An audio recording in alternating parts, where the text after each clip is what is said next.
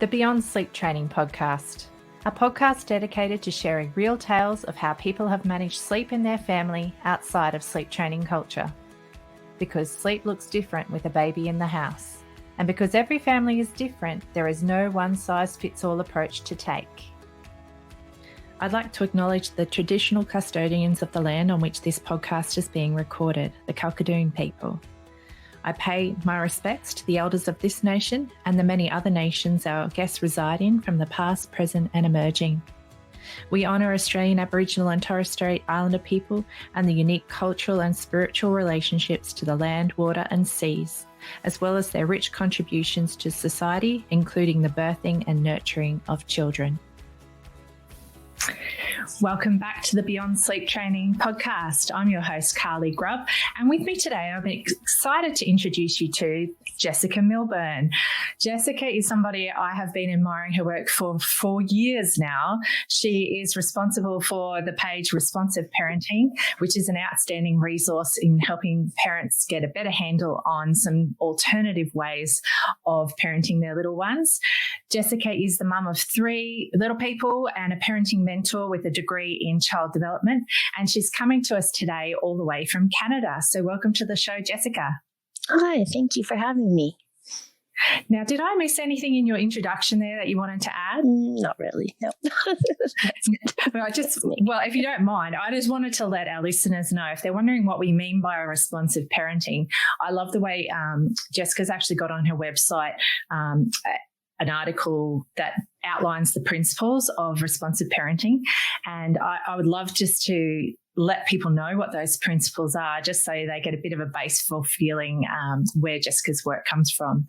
So the first principle is trust. Then we have attachment, child-led, acceptance, responsiveness, authenticity, inclusiveness, advocacy, accountability, reflection, boundaries, balance, journey, and grace.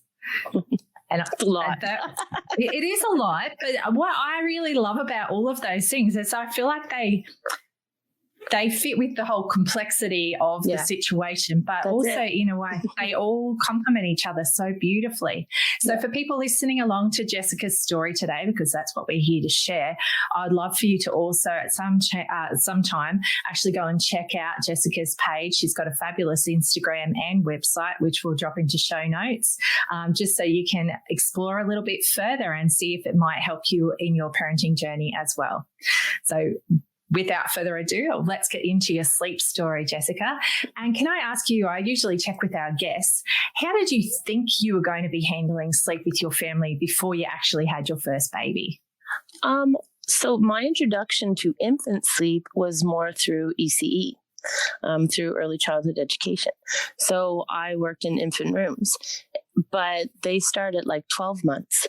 So really my understanding was 12 months, and we rock the babies to sleep. We hold them and then we put them in the crib, and sometimes they wake up and you put them back to sleep. We take turns, we take them on stroller rides. So I really had this responsive concept, and that was the plan.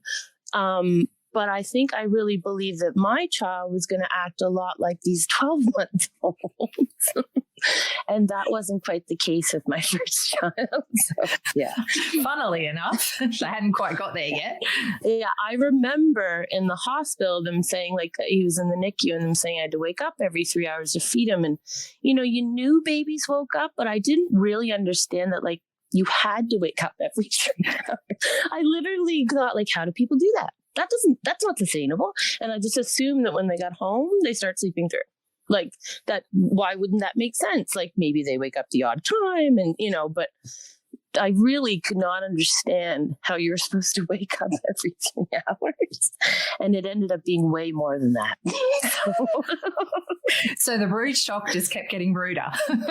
Yeah, exactly. So you just said that your first babe ended up in NICU.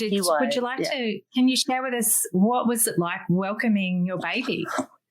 Well, I was induced because I had high blood pressure. I've had that with all my children.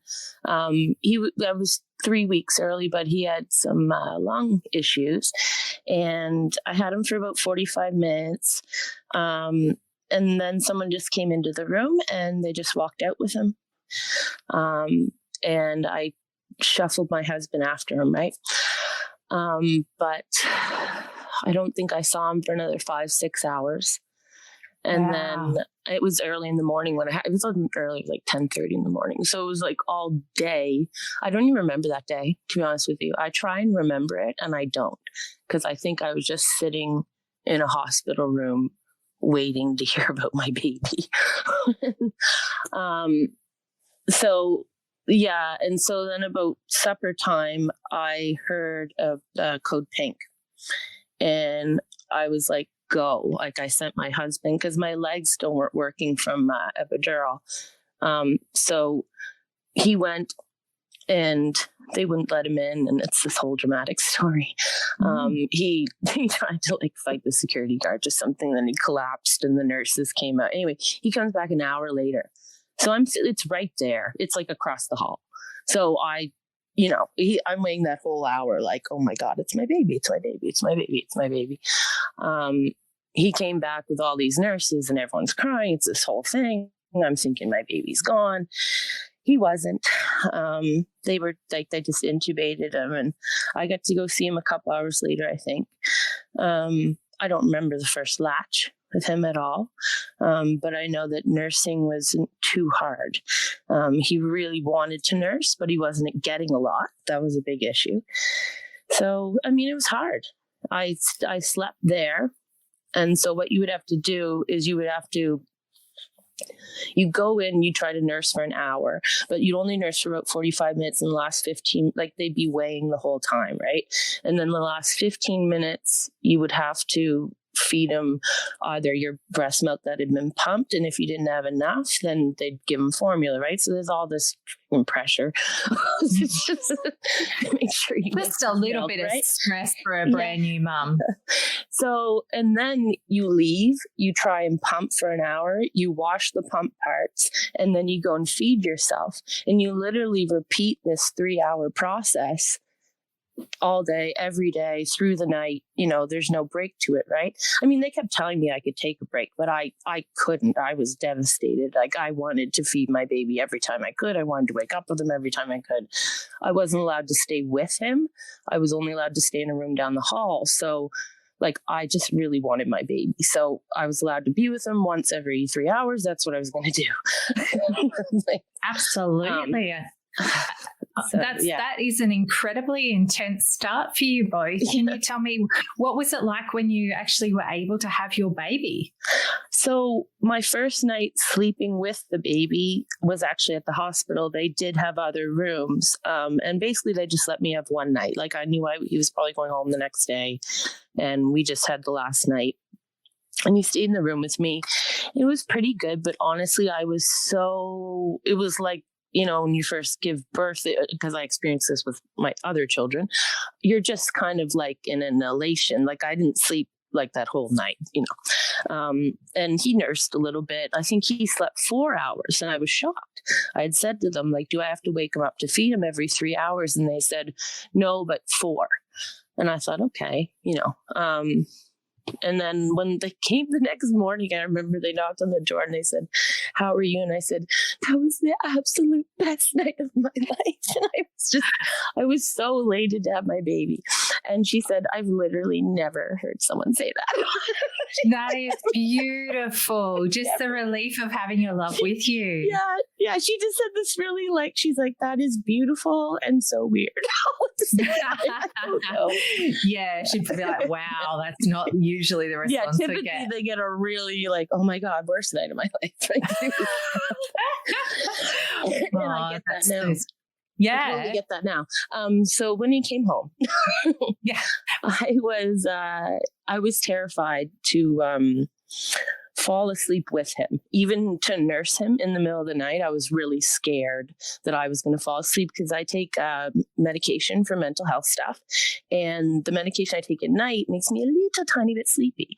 And at the time, of course, I've never had children before. I have no idea. I normally take and go to sleep. I go get up and pee, but I'm not, I'm not sure how it's going to affect me.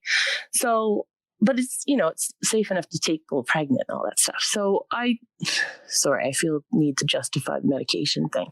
You don't at all, but it is actually good for people listening along who are considering whether they would like to take medication, because it's a valid option people need to consider. There are risks, but with me, I have CPTSD with panic attacks. So the risk of me not being on medication is far more to the baby than me being on it. So it is what it is.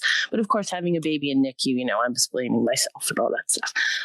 But anyway, so I was taking the medication and I did fine waking up, but I was still terrified. So I would turn off on all the lights in my room. I would turn on the TV. I would turn on like the worst possible thing you could possibly do when a baby wakes up. Just completely wake us all up. Just the whole thing. It's like the anti-sleep hygiene. Oh my God, Jessica. I just was so terrified. Like, I'm just looking back and I'm like, it was a fear reaction, right? So I did that for a long time. I can't even tell you how many months, 3-4 months. And this child never slept more than 60 minutes. Oh, and mate. He was in a Moses basket, because we were in this little apartment at the time with my husband's father. And I would wrap myself around the Moses basket on my bed. And because I was too scared to hold him, but I knew he liked to be close to me. And it was just, it was so bad. So I wasn't getting good sleep even in the 20 minutes I was getting sleep, right? Oh my gosh. It took me, we ended up moving at a certain point. Anyway, at some point around 6, 9, I don't know, closer to 12 months, I started literally just falling asleep with him sometimes in the bed. 4:00 in the morning, I would bring him in my bed and try to just nurse him in there because it was more comfortable, right? And because at that point I was trying to get him in a crib, I think. Yeah. Oh, yeah, that's right. He never slept in a crib for I don't know. The story of so many of our lives. Yes. Yeah, exactly. So, never. So it was a joke. So anyway, yeah. So he would sometimes be in the bed and I'd be trying to nurse him, and I would fall asleep, and it seemed fine. I was getting really good rest, and it was it was really comfortable. Do you know what I mean? And it just felt okay.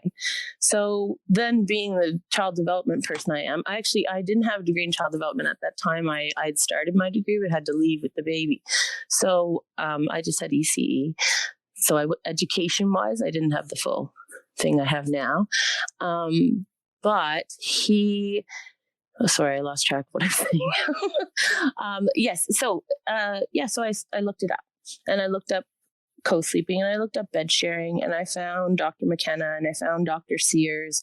And it wasn't just that the information kind of validated me. It was that it resonated with me. It was I just remember even the profound thought of how soothers and even stuffies and blankies, and not that there's any problem with those things, but they were all sort of even a Hummer and all these things, they're replacing the parent. They want the parent, and that we're just trying to fill that void, right? And I've used all that stuff. I'm not judging the use of that stuff in any way, but just something about that concept made so much sense to me. I was like, yes, that's exactly how I feel. Why didn't that click with me before? The reason he can't sleep in the crib, the reason he can't sleep in the Moses basket, the reason he can't sleep everywhere is because he wants to be with me. Why didn't I get that before? Hi, mate, you are not alone on that one. We can all be quite... Because it's so cultural, isn't it? It's just, it's not automatically something that you understand. It makes so much sense. It's once you've seen it and understood it, you can't not. But you're trying to solve all the other things. Yeah. You're trying to solve what is, and I remember just, trying to I really get those pictures of people looking at the formulas and trying to figure out a scientific formula to how to get the baby to sleep through the night. And I really get that, because that's what it's like. You're how do I, so last night he slept 60 minutes and this night was only 45. What was the difference? And he had his red jammies on. And, exactly. And it must be the temperature went down a degree. No, he wants his mama, because it doesn't matter if he's in the red jammies or the blue jammies or the green jammies when he's snuggled with mommy. So it is what it is. Now that child is 8 years old. That child still needs to sleep with somebody. That is one of 3. They're all different. Can I just point out though, like, you know, he still needs to sleep with somebody, and yet you managed to make 2 other babies just to break down a little bit of one of those. With you, so I'll be super honest with you about that whole part of it. My husband is a big snorer, and me and my husband, even before we had kids, we usually didn't sleep in the same bed. So for us, that transition wasn't huge, and it hasn't been a big problem. This year is the first year we started sleeping in the same bed together, and my 8-year-old took over his spot and kicked him downstairs. Oh, really? Yeah, he sent him down with the 4-year-old. Oh, that's hilarious. Yeah. Do you know, we've actually had a couple of guests now who've come on, and they also have slept in separate beds due to snoring, and have still managed to maintain healthy relationships with each other. Exactly. So I feel like for our listeners, if you are trying to work out options for your family right now, it is actually a valid option to consider. It doesn't work for every family, but it is an option to consider. So thank you for sharing that as well. And I also have other, so with my other children, number 2, he's pretty textbook, pretty easy baby. Woke up, whatever.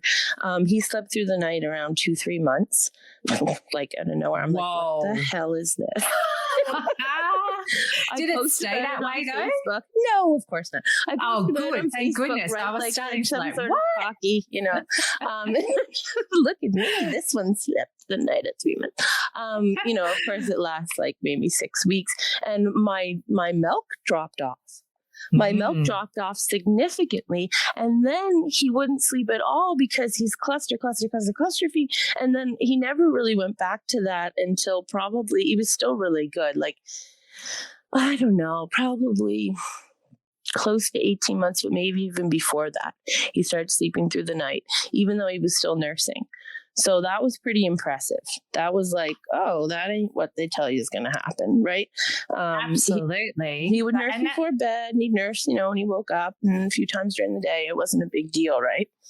Every once in a while he'd wake up. If he was sick, he'd wake up. Or, on occasion he'd wake up at 4 or 5 in the morning. You go in and snuggle him. But it was nothing like this, 60-minute kid. The baptism of fire kid that came first, and then you got this person. Did you find second time around, like obviously it sounds like you had quite a different start with him, but did you find knowing strategies about how to get great sleep for you actually help reduce you from getting so fatigued in the first place? It was a completely different perspective with him. Like, I completely understood how me and him had to rest together. How I just, like, the first one, I was just so, I really was going in blind. Like, I can't believe how blind it was, really. And then the second one, I'd studied a lot, and I really got this whole concept of I don't know, just connecting, and that he needed me, and that if he needed me, that's what I needed to do. And sometimes that's hard, obviously, and sometimes you can't do that in the same. But kind of accepting that instead of thinking of it as something I always had to fix, that was big for me. It's amazing how much energy you spend just in that anxious doubts and things like that too, which if you don't have those doubts so much anymore, you're not really sending your energy that direction anymore. Yeah, it was just like it was gone. Like, I didn't see it the same way anymore. I just thought completely differently. So it wasn't super hard. The only thing I did do was just kind of for my own, I think I almost did it more too in case someone called CAS. I put a side crib, right? And he did go in the side crib, and he went in the side crib for naps and things like this, and those few nights he slept through the night, he did sleep in that side crib. But about 6 months, this is what I did with my first 2 in the end, and I was like, this is what I'm doing with the next. This is my big secret, so everyone listen up. So what I did at 6 months is I put a mattress in his room. And that has been my trick. So that way I'm able to lay with them and put them to sleep and, snuggle. But then I can come in and out, and they really get used to sort of their own space, and they like it and they're good. But I'm also able to tend to them. Like my little girl, I really slept with her from the very beginning. I was not worried. I had a broken tailbone and I couldn't sit up to nurse. So I was like, ouch, I'm not COVID hit. I was like, I literally kept being like, I need to put her in because of my medicine. I worry when they're like 6 weeks old and they're really, really, really little. So I'm like, I need to put her in the thing. I couldn't. I was so tired, so comfy, so perfect with this little thing that it just never happened.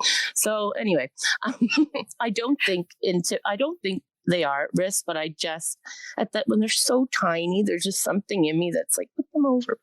Yeah, and this is the thing, isn't it? In the research, when they talk about like risk minimization, with a newborn, they do talk about having that safe, separate space. Yeah. But the thing with risk minimization is also if you're going to fall asleep, still being on that safely prepared shared surface, that's risk minimization right there. So you knew in yourself that that was where you were going to be, and I'm sure you had that prepared for that.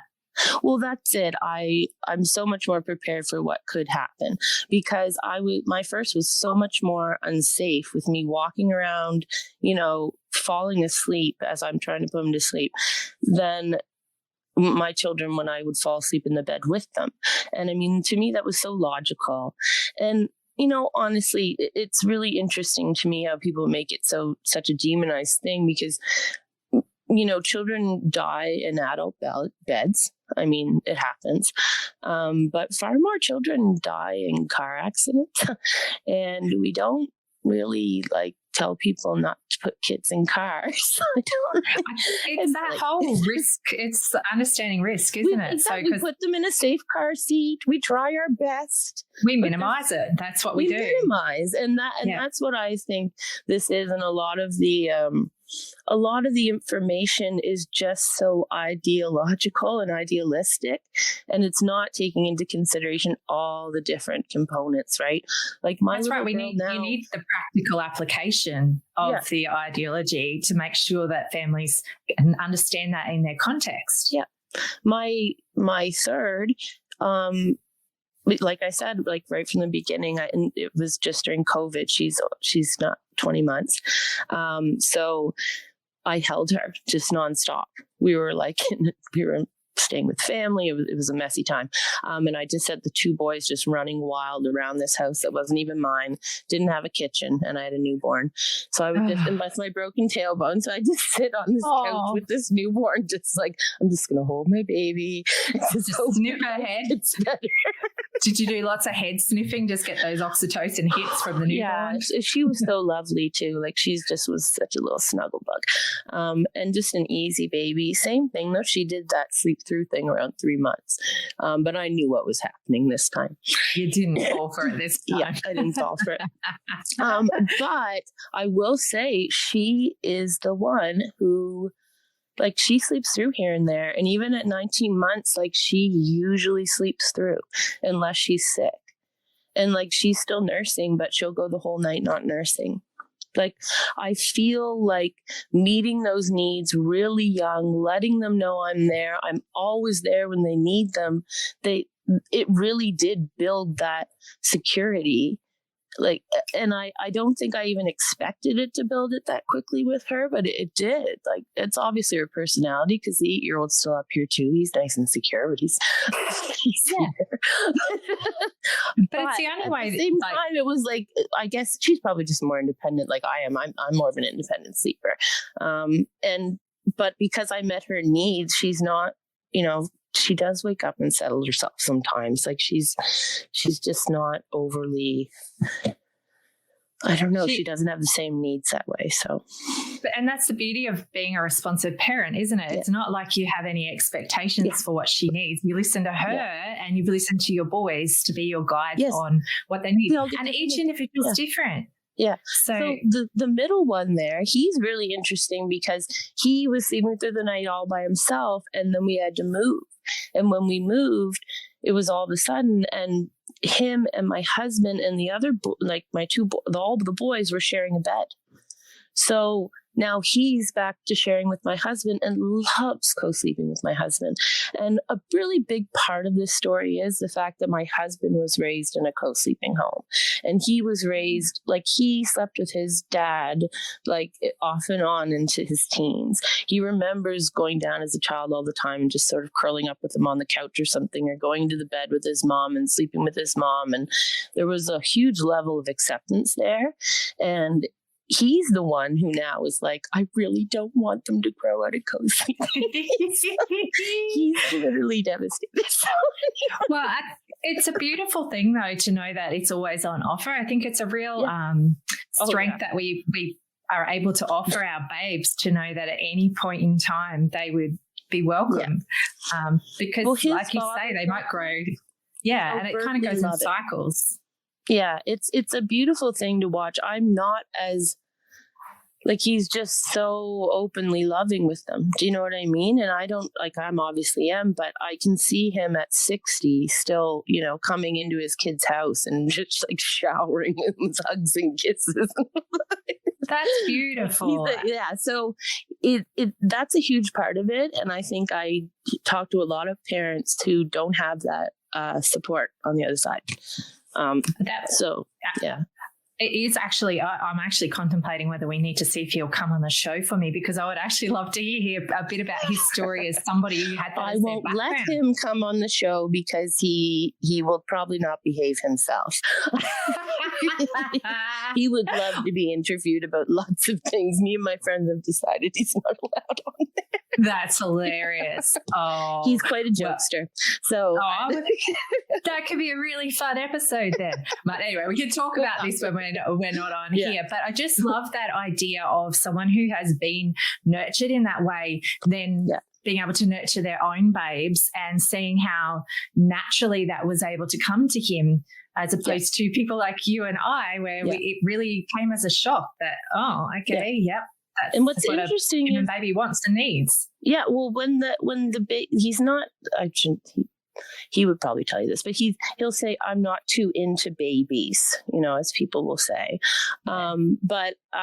So he wasn't super helpful with the babies. I will be honest with you, but he really, like, with the first one, like, he didn't say anything. With all my franticness and all my whatever I was doing, he just kind of let me do whatever it is I was doing. And then once I kind of said, like, you know, I like this co-sleeping thing, or I researched it, or I don't know how it even came up. I remember right away, he's like, oh yeah, well, I co-slept with my parents, you know. I'm like, oh yeah, you did. Like, you could have said earlier.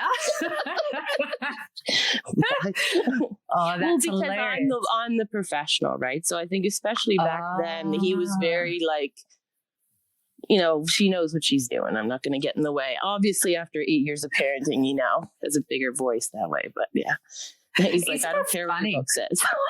It's so funny, because there you were feeling all lost and clueless, and he's like, nah, she's got this. It's like, exactly. You're really not in each other's heads at that time. My husband and I were the same. We were not in any way clear on where we were at. That's for sure. Now, I'm just and he worked a lot, right? What are you going to do? That's true. I'm just having a bit of time, and we're actually coming up to our 30 minutes. But before we finish up, I always love to get a tip from our people, just for the listeners. Do you have a tip you'd like to share? My tip would be to follow what your family needs. Don't look at a chart. Don't look at a schedule. Don't look at a timer. Like, if a 9 o'clock bedtime or a 10 o'clock bedtime is what works for your family, and your child is not too tired the next day, do that. Don't worry about, you know, what it says here, what it says there. Do what works for your family. Absolutely. And no need for second guessing for yourself at all, because that's always going to be the right choice for you on that given night, because it might be different again tomorrow.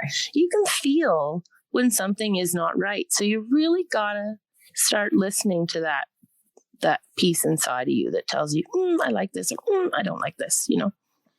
It's a powerful tool, and it's one that sometimes we need to, it's almost like you got to turn the volume up. Yeah, exactly. Turn your volume up and don't turn it back down, because once it's up, it's going to be your very best guide along with your child for what's going to be the right thing for your family. Because no one knows what's going on in your house. Nobody really knows what's happening in your house and what's really going to work for your house. So you can take what you see and you can take what resonates with you, but you really got to think about what actually works for you. Absolutely. And I think that's a fantastic note to finish our episode on. So thank you so much for coming on, Jessica. It was an outstanding experience getting to hear your story. And for all of our listeners, I really would love for you to check out Jessica's work, especially as your babes grow, because Jessica's work is going to help you as your babies grow right into toddlerhood, onto school age, or not going to school, depending on how you like to approach education with your family. But if you find, I'll drop all of her links into the show notes for you to explore, and I can't recommend her any more highly than that. So thank you so much, Jessica. Thank you so much for having me. It was my pleasure. I really hope you enjoyed the podcast today. The information we discussed was just that, information only. It is not specific advice. If you take any action following something you've heard from our show today, it is important to make sure you get professional advice about your unique situation before you proceed, whether that advice be legal, financial, accounting, medical, or any other advice.